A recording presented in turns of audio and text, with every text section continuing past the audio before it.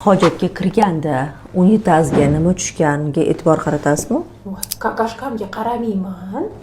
Voy, nega? Bu judayam muhim. Sizchi, siz hojatga kirganingizda hech e'tibor qaratganmisiz? Unitazda qanaqa hosalalar bo'layotganiga.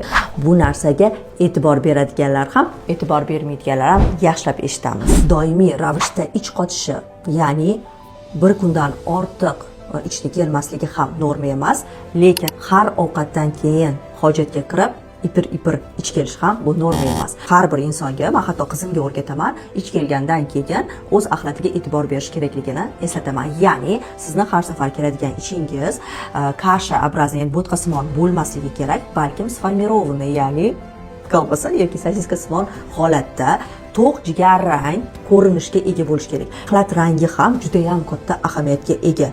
Ya'ni bu narsa o't pufagini qanaqa ishlayotganligini ham bildirishi mumkin. Eng asosiysi axlat unitaz devorlariga yopishmasligi kerak. Ya'ni cho'kib ketish kerak. Hidi konsistensiyasi va axlat bilan bog'liq patologiyalar bizning organizmimizda qanaqa rol o'ynashi haqida men mana shu kanalda qoldirdim. O'tib u yerdan ma'lumot olishingiz mumkin.